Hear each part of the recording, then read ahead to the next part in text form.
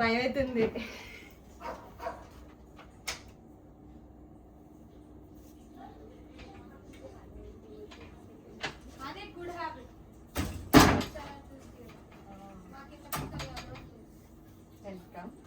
Welcome.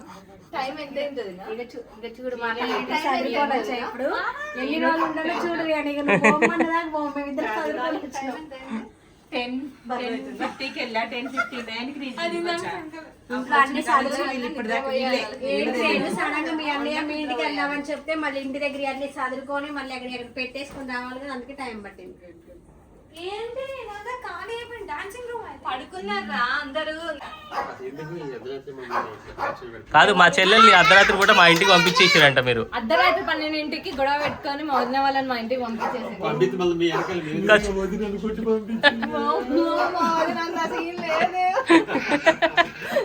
కాదు, వాళ్ళ అంటే మీ వదిలిని కొట్టి పంపించేసి వాళ్ళ చెల్లె కాడికి వచ్చారు.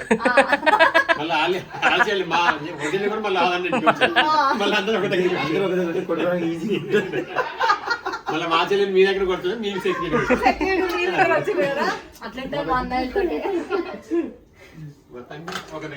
మళ్ళా ఇప్పుడే లాస్ట్ ఇయర్ గుర్తు చేసుకుంటారు పిల్లలంతా. జస్ట్ దీవెన్ లెక్క పెట్టుకున్నా. అసలు ఎన్ని రోజులు అవుతుంది అక్క మీ ఇంటికి వచ్చి, ఎన్ని రోజులు అవుతుంది అని అడుగుతాను. టైం ఎంత అయింది తెలుసా అండి? టైం ఇదో నా కిచెన్ లోనే ఉంటది ఎప్పుడు టైము. మీకు కనిపిస్తుందో లేదో, 12:17 12:17 అయింది. అర్ధరాత్రి 12:17 అయింది అనమాట. మీకు ఇంకా క్లారిటీ చూపిస్తా నేను. ఇదిగోండి 12:17 అయింది. అసలు ఈ టైంలో కిచెన్లో ఏం చేస్తున్నారు చూడండి. అర్ధరాత్రి, ఇది మధ్యాహ్నం కాదు. యాక్చువల్లీ వేరే బయటకు వచ్చారు, బాగా ఆడుకున్నారనమాట. ఆడుకొని ఇంకా ఆకలి అవుతుంది అనగానే వెంటనే వంట చేసేస్తే, రైస్ పెట్టేస్తే, ఎగ్స్ ఉన్నాయి అని చెప్పేసి ఎగ్ కర్రీ అంటే నేను ఒక్కదాన్ని మళ్ళీ చేస్తానో లేదో అని చెప్పేసి అన్నయ్య వచ్చి కర్రీ చేసేస్తున్నారు. రైస్ కడిగి పెట్టేసాను ఇక్కడ. నేనుండగా మా చెల్లికి కష్టం. చెల్లి అసలు ఇట్లా ఆల్మోస్ట్ 1 ఇయర్ అయింది. లాస్ట్ ఇయర్ అసలు 3 days మాకు బయట ప్రపంచంతో సంబంధం లేకుండా లోపల ఏం జరుగుతుందో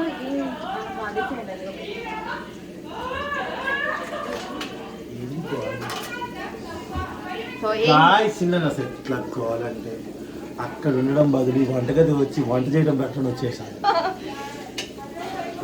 రూపాయి బర్త్డేకి వెళ్ళాం, అక్కడ తిన్నాం. తిన్న తర్వాత దారి మధ్యలో అలా బయటికి వెళ్ళి తిరిగేసి వచ్చామన్నమాట. మా ఇంటికి మేము, వాళ్ళ ఇంటికి వాళ్ళు వెళ్దాం అనుకున్న వాళ్ళం. మధ్యలో మళ్ళీ ప్లాన్ చేంజ్ అయిపోయి మేము కూడా మీ ఇంటికి మీతో పాటే మా ప్రయాణం అని చెప్పి మొన్న కూడా అడిగిన అన్నయ్య ఎప్పుడు ఇట్లా వచ్చి వెళ్ళిపోతున్నారు అని అన్నారు. వేణు గారు కూడా చాలా మిస్ అవుతున్నారు, అందరం కలిసి ఉండట్లేదు అని అనేసరికి అప్పుడు ఏం చేశాను, నాకేమో అసలు కుదరదు. ఏమైంది చేతికి? ఎట్లా ఇక్కడ అయితే నాకేమో మార్చి జాతరకి అసలు ప్రాక్టీస్కి షూటింగ్కి గ్యాప్ అసలు ఉండట్లేదు నాకు. దాని తర్వాత మా బావగారితో మేము కలిసి రియల్ ఎస్టేట్ చేస్తాం, మీకు తెలుసు. సో ఉన్న టైంలో ఎలా గ్యాదర్ అవ్వాలని ప్లాన్ చేసుకుంటే ఇప్పుడు వచ్చే దారిలో రేపు ఎల్లుండి మాత్రమే మాకు ఖాళీ ఉంది. సో మళ్ళీ ఈ గ్యాప్ని ఎట్లన్నా మనం ఫుల్ఫిల్ చేసుకుందామని ఇలా వచ్చేది. సో ఇప్పుడైతే మనకి తొందరగా అయిపోయే కర్రీ ఏమైనా ఉంది అంటే మరి టమాటా కర్రీ ఒకటి, అసలు మామూలుగా ఫాస్ట్ గా అయిపోతుంది అనమాట. ఉల్లిగడ్డ మగ్గడం వరకే మాత్రమే. ఇది midnight 12 o'clock కి జరిగిన వ్లాగ్, ఇప్పుడే స్టార్ట్ అయిన వ్లాగ్ అనమాట. దీని తర్వాత కంటిన్యూషన్ సిరీస్ అన్ని వస్తాయి.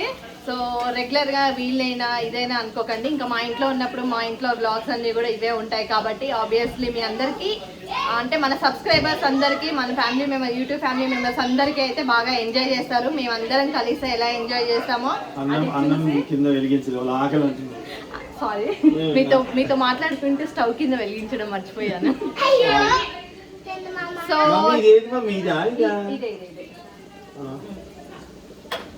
సో ఈ వీడియోస్ అన్ని కూడా ఇంకా కంటిన్యూగా అప్లోడ్ చేస్తూ ఉంటాను, తప్పకుండా వాచ్ చేయండి. ఈ బ్లాగ్ ఇంతతో ముగిస్తున్నాను అనమాట. ఇంత కష్టపడి ఎవరిదో చూడాలి. కంటిన్యూగా వాచ్ చేసేసేయండి అయితే. ఆగలే ఇట్లని సున్నుండం తిన్నారు, ఇంకేంటి అన్ని ఫ్రూట్స్ కట్ చేసి ఇచ్చినాయి. సో కానీ ఏ ఉస్మానియా బిస్కెట్స్. కుర్తి ఉంటది కదా, కుర్తి అన్నం. అన్నం మీలో ఎవరైనా అర్ధరాత్రి ఆకలి అవుతుందని లేచి అన్నం తినే వాళ్ళు ఎవరు ఉన్నారా? చాలా మంది నేను ఉంటారు. చిన్నప్పటి నుంచి నాకు అలవాటు ఉంది. సో మా రమేష్ అనే ఉండేవారు, అప్పుడు రమ్య అత్త క్యారెక్టర్ చేసింది కదా, అన్నయ్య ఎప్పుడు అంటుండేవారు, చంద్రు గారు మీ అదృష్టవంతులు, ఏ టైంకి తిన్నా మీకు అరుగుదల ఉంటుంది అనేవారు. అవును, అది కూడా ఒక అదృష్టం అండి నిజంగా. అంటే నిద్రపోగానే కళ్ళు మూసుకోగానే నిద్ర రావడం అనేది గొప్ప వరం. అది ఇంకొకటి ఏం తిన్నా కూడా డైజెషన్ అవ్వడం అనేది చాలా అన్నమాట. అది చాలా అదృష్టవంతులు నిజంగా అలా ఉండడం. ఆ రెండు చాలా ఇంపార్టెంట్. షూటింగ్కి వెళ్ళి 3 గంటలకు 4 గంటలకు వచ్చిన సునీత అప్పుడు వేడి వండుతుంది, అది తినడం అలవాటు. ఆ చిన్నప్పటి నుంచి డాన్స్ ప్రోగ్రామ్కి వెళ్ళి డాన్స్ చేసి 12, 2 అట్లా వచ్చామని అప్పుడు అమ్మమ్మ పెట్టేది, అలా పక్కన పెట్టి మా వదిన పెట్టేది. సో అట్లా అలవాటు, చిన్నప్పటి నుంచి అలవాటు అయిపోయింది. Lucky to have Sunitha. ఇక సునీత వచ్చాక నా లైఫ్ ఎలా అంటే ఇంకా సేమ్ నాకేం పెద్ద మార్పు లేదు. చిన్నప్పుడు మా అమ్మ వాళ్ళు ఎలా చూసుకున్నారో అలా చూసుకున్నా వచ్చింది. తర్వాత ఉమా తర్వాత మా రేణు, మా అక్క ఎలాగో మీకు తెలుసు, మా అక్క బంగారులా చూసుకుంటుంది. దానికి ఉన్న దాంట్లోనే ఇంకా ఏమైనా చేయాలి, తమ్ముడికి ఏమైనా పెట్టాలన్న ఆలోచన ఎక్కువ ఉంటుంది మా బుచ్చక్కకి. సో దాని తర్వాత ఫస్ట్ మా అక్క, దాని తర్వాత ఉమా, దాని తర్వాత ఇప్పుడు ఈ మధ్యకాలం అంటే దాదాపు మనకి 2 years అమ్మని.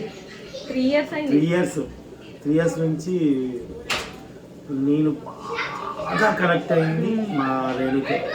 ఎందుకంటే మేము కలవకపోయినా ఒక పుట్టింట్లో ఉన్న అమ్మాయి అన్నదమ్ముల గురించి ఎలా ఆలోచిస్తుంది పాజిటివ్గా, అన్నయ్య వాళ్ళకి కుదరలేదు, అన్నయ్య వాళ్ళు ఇలా ఉన్నారేమో అంటది తప్ప ఏ రోజు కూడా నెగిటివ్ అనేది ఆలోచించదు అనమాట.